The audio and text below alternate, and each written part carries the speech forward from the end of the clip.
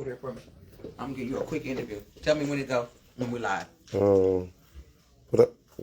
It's already pushed it. Well, I say live right now. You say live? Yeah. Hey, this is Tonya R. Lewis, and y'all know who I am. I'm with the Diary of Dating Over 50. Y'all know I bring y'all stuff all kind of ways. It just ain't about dating. It's about accomplishment. It is about bringing awareness. I'm here in Cleveland, Ohio, and I'm bringing awareness to human trafficking against our children. And I went and I posted the video earlier. I went and I looked at the event, make sure everything was cool. Got my event planner. We're going to decorate the hell out of it. We're going to be in gowns. But as my son and I were riding, he said, Mommy, I want to take you past this place where you inspired a young man. And and that's near and dear to my heart. So this is the gentleman that I inspired. And y'all, he has a story. What's your name, young man? Real Sailor. Everybody call me L or Comic Club. Y'all see all them muscles too? Y'all know I'm a sucker for muscles. So, your story is you were wrongly convicted. Yes. And you went to jail for 15 years. Yep. 2003, my best friend was involved with an aggravated murder. For real, it was him being self-defending himself. Mm-hmm. And they framed me for it, said I did it, that I was there. I ain't had nothing to do with it. He confessed to the crime. They still sent me to prison. And they still sent you. Gave me 20 years of life. I served 15 years before I got exonerated. Did you get, I mean, everything, you got the felonies, everything taken off of you? Well, they made me take a dark plea. They knew I was innocent. They told me I was innocent. And they told me. But they still made him walk out with some bullshit. Right? Yeah. Made me take a dark plea for perjury. Gave me 10 years time served for perjury on my wrongful conviction. That's because they were CYA. Y'all know what that means. It was covering their own ass. Yep. So this young man, we get ready to shed some light on him because he wants a platform to say, help other wrong convicted felons. They think because somebody is black, they wrong.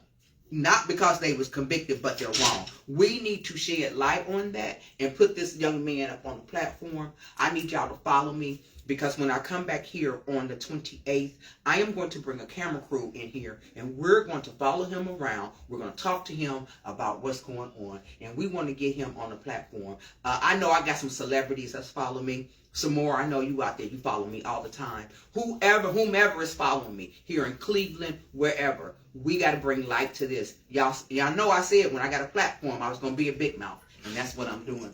And this young man need to put he need to put it out there. And this is his store. We're in his store now on 185th. If you are in his store, now how did you come up with Karma Club? So Comic Club, I was in prison. I wanted to change my life. I wanted to come home and be an example to the youngest.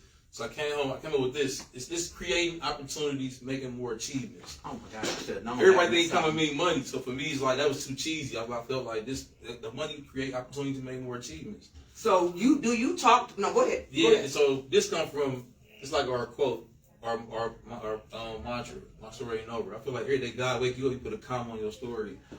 You continue. Continuation. Y'all hear that? We are black folk. We're so creative, but that means you can reinvent yourself. Every day, God wake you up. Wow. So that's like my son, he has a brand called Ain't No Love for the Other Side. And that can mean so many different things too. You know what I'm saying? Fire. And you guys need to collaborate. No, we talk about it all the time. No, stop talking. Sure, we have though. Stop talking. I don't need y'all to. It might be on me for real. Wait a minute. Let me tell you something. See, I'm for real about this, about to cut you off, but I wanted to be where it's like we all are our own brands. No shade towards designer, nothing like that. But it's like y'all ain't giving us our money back. We ain't seeing nothing from it. So it's like we all about. It ain't circulating back. It ain't circulating back. Your money. You see what I'm saying? Right.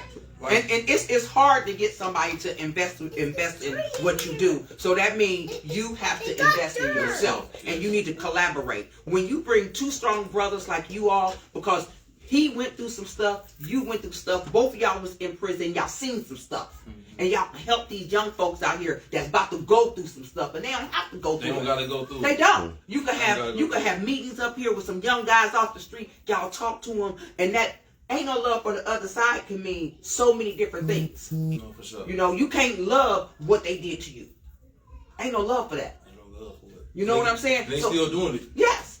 So we have to bring awareness to that, and you brothers, y'all got what it takes. He was trained in his household. Half the time he didn't listen. That's my son videoing us right now, y'all. But he was trained in the outside. You got yours hard knocks off the street.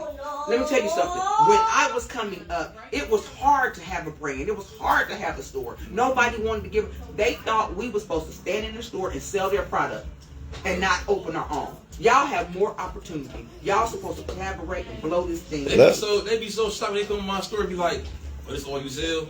Like, yeah. This is polo stores only sell polo sometimes. Right, yeah. And you know what? And that's what you have to do. Ma, let them know about Gear to Go too, because I think you be forgetting how big of a deal Gear to Go was in the 10th Ward, for real. I'm saying, like, this, when I grew up in my area, we had the City Blues, you had majority of just outsiders with all the hot brands. So I'm from St. Clair, born and raised. So to have a store on St. Clair that's selling all these same brands, these other stores got this right here in the hood, like.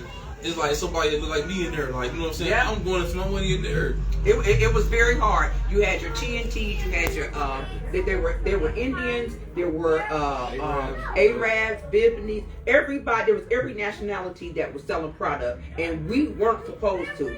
As a person of Gear to Go, I was Gear to Go. I was Gear to Go before I met Gear to Go. Before we brought that together, I was selling out the trunk of my car. I started on the floor. Matter of fact, I started at his little league baseball. I was running while he's down there practicing. I would run up and down with a suitcase full of stuff, selling men clothes. Then we moved in. I met my ex. We came together and we built Gear to Go. And it wasn't easy. It was a staple. It was. We were inspiring for sure. It was definitely inspiring. And let me tell you something. I came up with a idea that was so tough. This is where collaboration comes in at. And anybody out there know Foul Fashion can go and ask them. I said, let's stay open Christmas Eve until 2 o'clock in the morning. Let's run it on the radio. My ex-husband was so against it. He was totally against it. Foul Fashion. Can I play that? Look, you show me. Foul Fashion. Let me tell you something. Foul Fashion was all for it. They brought their fur coats in. It was our store on the west side. It was the foyer. We had fur coats on the outside. We had the store. We were serving cookies. We were serving coffee. And we were doing all that. Let me tell you something. The first thing that we sold out of there was a fur coat. We had people calling us from Lima, Ohio, Elyria. Are y'all really open? We was back then. Every store closed Christmas Eve at 1 o'clock. 1 o'clock. We were open till 2 o'clock in the morning. And we were open till 2 o'clock in the morning. And let me tell you something. We got babies out here. We child proof around here. Don't even worry about it. We child proof. No. They are playing in dirt in the bathroom, in the sink. There's mud in the bathroom now. All right, we can get it. Okay. I get it. That t-shirt did it, right? So anyway, we stayed open until 2 a.m. And let me tell y'all something. It was our best day ever. We made $16,000. That was unheard of. And then next year, all the other stores started staying open to 8, 9, 10 o'clock. Yeah, but that's what collaboration come in. And I don't want to see my son out here working for nobody else.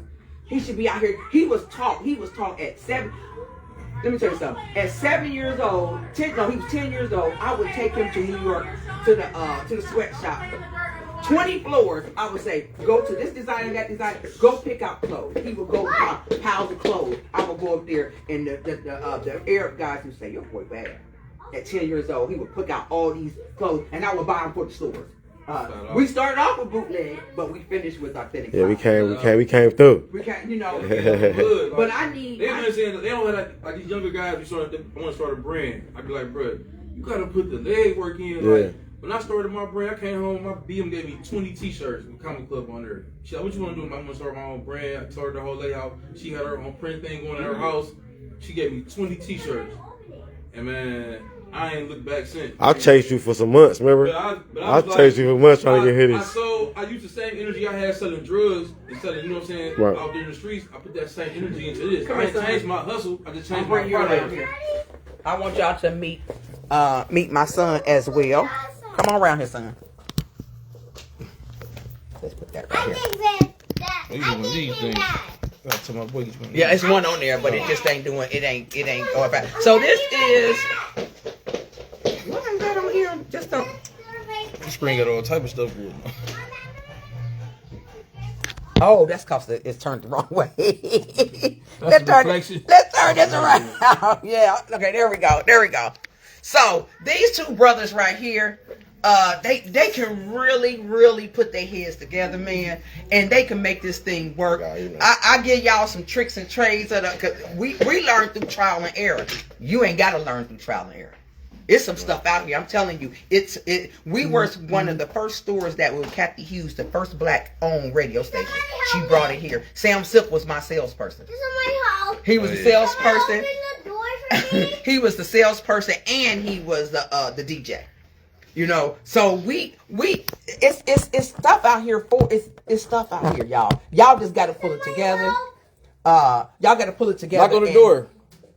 And the Love for the Side Comic Club, man. Shop black, man. Yep. Stop Okay. putting that weak ass designer on, man. Shop black. That's what my son. You know, my son ain't got a whole lot to say. But anyway, y'all follow me. Y'all coming back. I'm coming back, y'all. I'm gonna bring this young man back. Talk to y'all later.